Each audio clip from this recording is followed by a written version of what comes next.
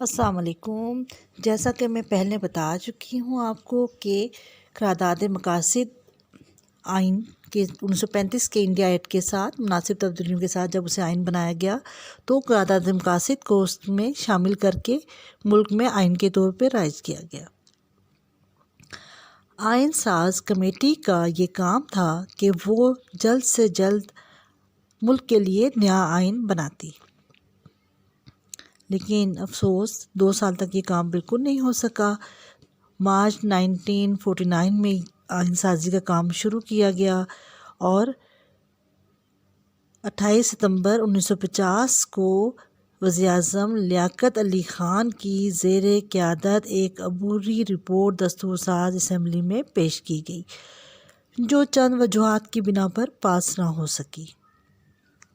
اس committee کو دوبارہ report پیش کرنے کو کہا گیا، جس نے 22 دسمبر 1952 کو خواجہ ناظم الدین کی سربراہی میں دستور ساز اسمبلی میں پیش کی گئی،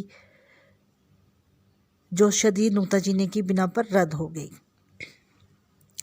ایک بات کا خیال رہے، پاکستان بننے کے بعد جلد ہی قائد اعظم جیسے رہنما ہم سے جدا ہو گئے۔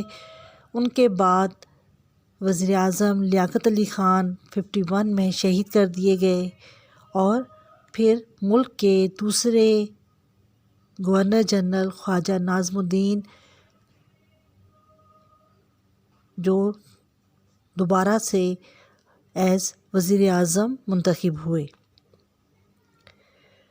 اور یہ دوسری جو رپورٹ پیش کی گئی تھی 22 دسمبر 1952 کو، وہ خواجہ ناظم الدین جو اس وقت وزیر اعظم پاکستان تھے ان کی سربراہی میں پیش ہوئی اور یہ رد کر دی اسمبلی نے۔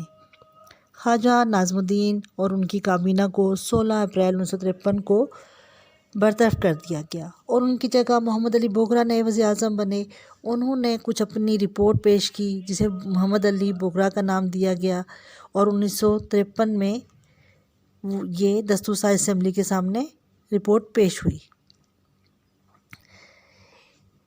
ان تجاویز کو پہلی دونوں رپورٹوں کے مقابلے میں پسند کیا گیا اور سارے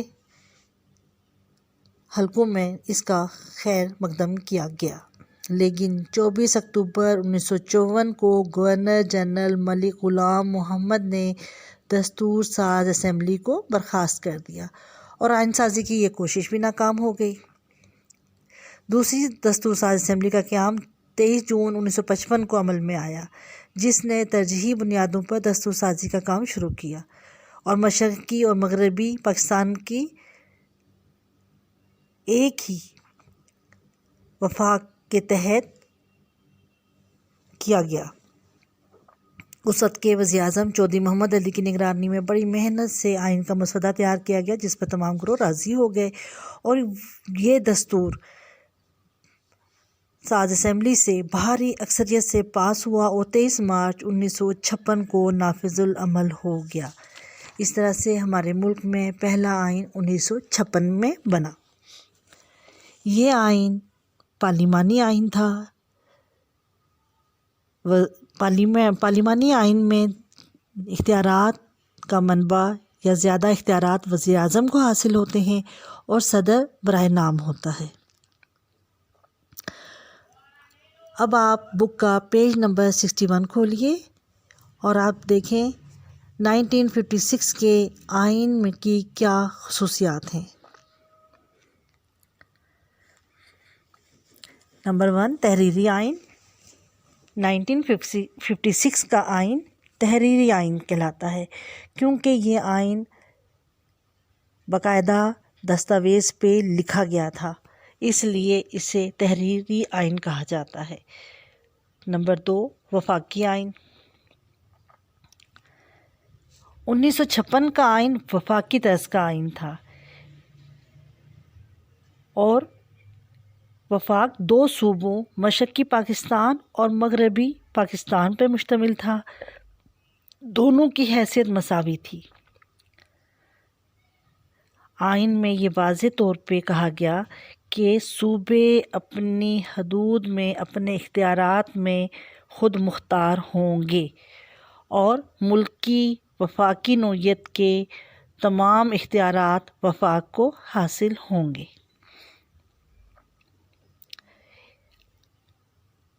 نمبر 3 پارلیمانی نظام۔ اس آئین کے تحت ملک میں پارلیمانی نظام رائج کیا گیا۔ صدر پاکستان ملک کے آئینی سربراہ تھے اور انتظامی اختیارات وزیر اعظم کو حاصل تھے۔ پارلیمانی نظام میں وزیر اعظم کو زیادہ اختیارات حاصل ہوتے ہیں۔ ایک ایوانی مقننہ۔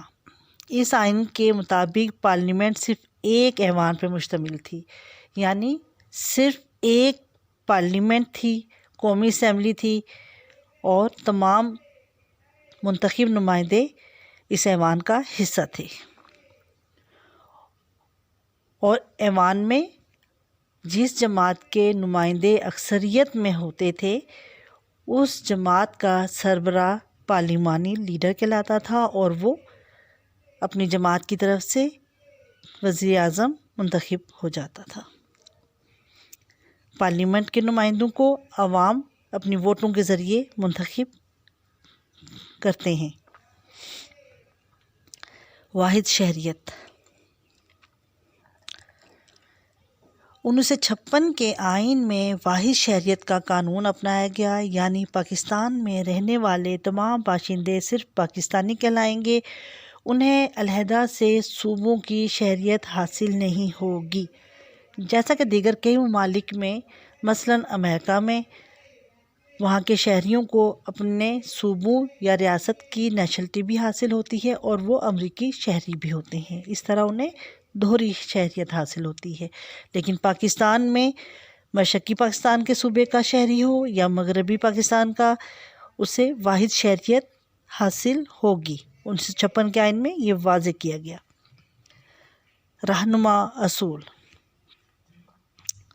حکومت کے لیے رہنما اصول بنائے گئے، یعنی ایسے اصول جن پہ حکومت نے اپنے تمام قوانین کا نفاذ کرنا ہے، یعنی ملک میں جمہوریت ہوگی، مساوات ہوگی اور معاشرتی انصاف ہوگا، اور اقلیتوں کے حقوق کا بھی تحفظ کیا گیا تھا۔ اگر حکومت ان اصولوں کے خلاف کوئی قانون بنائے گی تو اسے قومی اسمبلی میں اس کے لیے جواب دہ ہونا پڑے گا۔ نمبر 7 ہے آئینی ادارے۔ 1956 کے آئین کی اہم خصوصیت یہ بھی تھی کہ اس کے تحت مختلف آئینی ادارے قائم کیے گئے، جن میں supreme court, public service commission, auditor general اور ادارہ تحقیقات اسلامی وغیرہ شامل تھے۔ ادارہ تحقیقات اسلامی کا کام یہ تھا کہ وہ ملک کی قوانین کا جائزہ لے اور یہ دیکھے کہ کوئی ایسا قانون تو ملک میں نافذ نہیں کیا گیا جو کہ اسلام سے یا اسلامی قوانین سے متضاد ہو۔ نمبر 8 ہے آزاد عدلیہ۔ 1956 کے آئین کے تحت عدالتیں اپنے اختیارات میں آزاد تھیں، ججوں کو ملازمتوں کا تحفظ دیا گیا تھا اور وہ بلا تفریق کسی بھی مقدمے کا فیصلہ کرنے میں آزاد تھے۔ پارلیمنٹ کا دباؤ ان پر نہیں تھا۔ نمبر 9 بنیادی حقوق۔ 1956 کے آئین کے تحت طے پایا کہ تمام شہریوں کو بنیادی حقوق دیے جائیں گے اور تمام شہری قانون کی نظر میں برابر ہوں گے، ان کو معاشرتی، معاشی اور سیاسی حقوق ملیں گے۔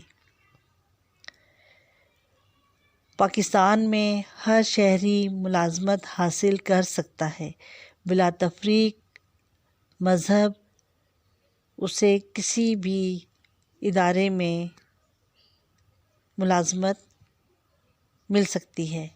اس کے علاوہ وہ کہیں بھی اپنی جائیداد خرید سکتا ہے، کسی بھی سیاسی جماعت میں شمولیت اختیار کر سکتا ہے اور حکومتی اداروں پہ تنقید بھی کر سکتا ہے۔ یعنی تمام یہ بنیادی حقوق، ایک جگہ سے دوسری جگہ جانا، تحریر و تقریر کی آزادی ہر شہری کو حاصل ہوگی۔ نمبر 10 قومی زبانیں۔ چونکہ پاکستان مشرقی پاکستان اور مغربی پاکستان دو بڑے صوبوں پہ مشتمل تھا، مشرقی پاکستان کی زبان بنگالی تھی، وہاں کے عوام زیادہ تر اردو نہیں جانتے تھے، اس لیے 1956 کے آئین کی روح سے اردو اور بنگالی دونوں زبانوں کو سرکاری زبان قرار دیا گیا، اور یہ کہا گیا کہ انگریزی زبان صرف اس وقت تک دفتری زبان کے طور پر استعمال ہوگی جب تک اردو اور بنگالی اس کی جگہ نہ لے لیں، یعنی مشرقی پاکستان میں بنگالی اداروں کی سرکاری زبان ہوگی اور مغربی پاکستان میں اردو۔ نمبر 11، اسلامی دفات۔ آئین کی روح سے پاکستان کا نام اسلامی جمہوریہ پاکستان رکھا گیا۔ صدر پاکستان کے لیے مسلمان ہونا ضروری تھا۔ آئین کے آغاز میں قرارداد مقاصد کو ابتدائیے کے طور پر شامل کیا گیا، اور آئین میں یہ کہا گیا کہ ملک میں ایسا کوئی قانون نہیں بنایا جائے گا جو قرآن و سنت کے منافی ہو، اور پاکستانی عوام کو ایسے مواقع فراہم کیے جائیں کہ وہ اپنی زندگیاں اسلام کے مطابق گزار سکیں۔ پاکستان میں ایسا ماحول فراہم کیا جائے کہ تاکہ یہاں پر آزادی سے اپنے مذہب کے مطابق زندگی گزاری جا سکے۔ اسلامی روایات کو یہاں فروغ دیا جائے، اسلامیات کو لازمی قرار دیا گیا۔ اسلامی تعلیم مختلف مدارس میں اور اسکولوں میں لازمی قرار دی گئی تاکہ بچے اسلامی قوانین سے روشناس ہو سکیں۔ گھریلو ماحول اور معاشرتی ماحول اسلام کے مطابق ڈھالا جا سکے۔ 1956 کے آئین کے تحت پاکستان میں ایک جمہوری حکومت قائم ہو گئی، اور اس آئین کے مطابق اس نے اپنا کام شروع کر دیا۔ امید ہے 1956 کے آئین کی دفعات آپ کو سمجھ آ گئی ہوں گی۔ انشاءاللہ کل ہم 1962 کے آئین کے بارے میں بات کریں گے۔ اللہ حافظ۔